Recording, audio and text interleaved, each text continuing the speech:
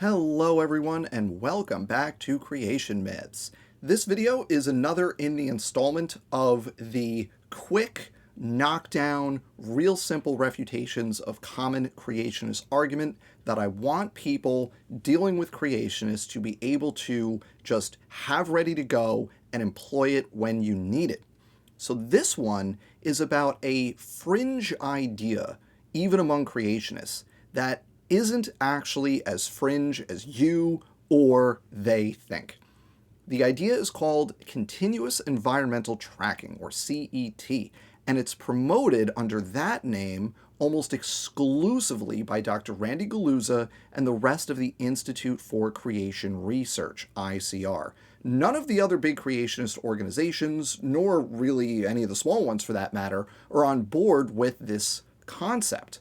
So CET is the idea that natural selection isn't a real mechanism of evolution.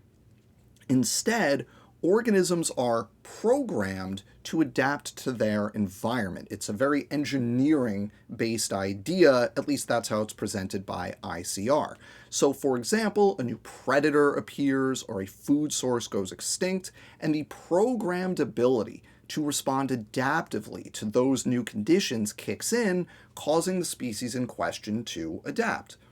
Now, this is obviously very different from natural selection, where random variation occurs in members of a population, and the best adapted individuals have more reproductive success than the less well-adapted members of the group. And then those heritable adaptive traits become more frequent in that population over generations. ICR explicitly rejects natural selection as an actual mechanism of evolution that exists and actually happens in nature.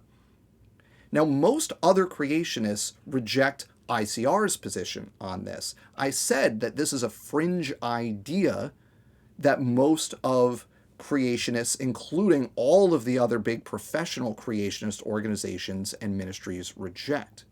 But if you dig into their rhetoric, a lot of creationists, especially those inclined towards intelligent design, actually seem to endorse some form of this concept of built-in adaptive flexibility that they'll argue is operating as a separate mechanism from variation and selection. They won't call it continuous environmental tracking. But because they're basically making the same argument using different words, it's good to be able to dispense with CET coming from ICR and the CET adjacent ideas that other creationists have around adaptation, even though most of those creationists would blanch at calling that adaptive mechanism continuous environmental tracking. The refutation for all of this stuff is really easy.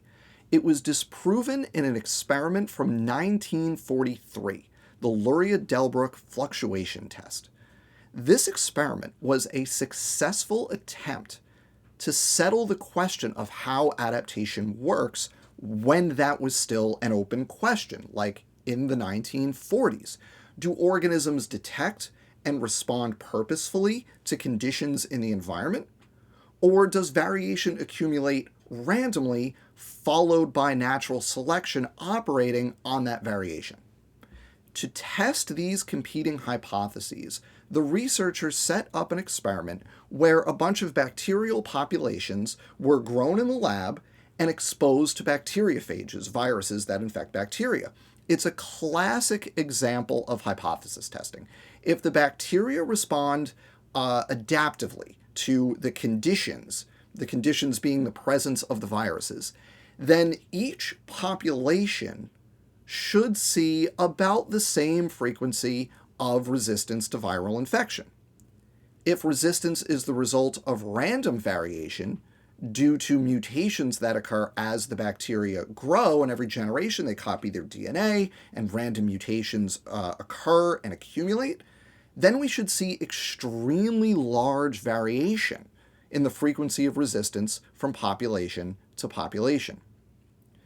And what do we find? They documented extremely large variation in resistance from population to population. Some populations were mostly or almost entirely resistant. indicative of either a pre-existing mutation or one that occurred very early in the experimental growth, meaning most of the descendant cells had that mutation. Other populations exhibited resistance at very low frequencies, indicative of a mutation that occurred towards the end of the growth period and was therefore only present in a small number of cells. I want to be crystal clear about this. This experiment 100% proved how adaptation works and that it is the result of randomly occurring variation being acted upon by selection. And as a result of that, again, I want to be crystal clear, this single experiment from the 1940s 100% disproves creationist claims about organisms being able to respond consciously or purposefully to environmental conditions. And that's true for canonical continuous environmental tracking and what you might think of as the softer, like programmed ability to adapt variations on the same concept.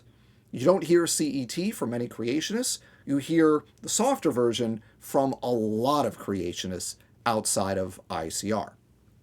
So anytime a creationist tries to say, when you bring up, they'll ask for, give me one example of a beneficial mutation, and then you give an example, a clear example of a beneficial mutation, they're going to say something like, well, that's not variation in natural selection, that's continuous environmental tracking, / programmed adaptations, / the designed ability to adapt, / however they say it, right? You can respond by saying, no, what you just said was disproven over 80 years ago in the luria-delbruck fluctuation test from 1943. And you can and should follow that up with, why are you making an argument about something that was conclusively settled in the 1940s? Are you really trying to overturn a robust, well-supported scientific theory despite being 80 years out of date on the research? Come on, do better than that. For something this obvious, twist the knife a bit. Really needle them about it. Make it clear to the audience how unserious the creationists making this argument are. Because remember, at the end of the day, winning this debate is about the optics as much as it is about the facts. You can't just have the facts. You need to have the facts. You better have the facts, but you can't just give a really good biology lesson and expect that to do the job.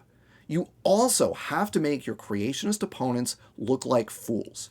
And when they use this argument, it's easy to do that.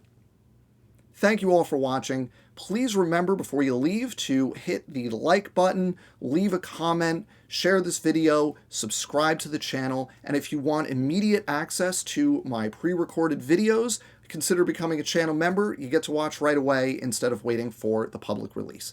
As always, don't get fooled.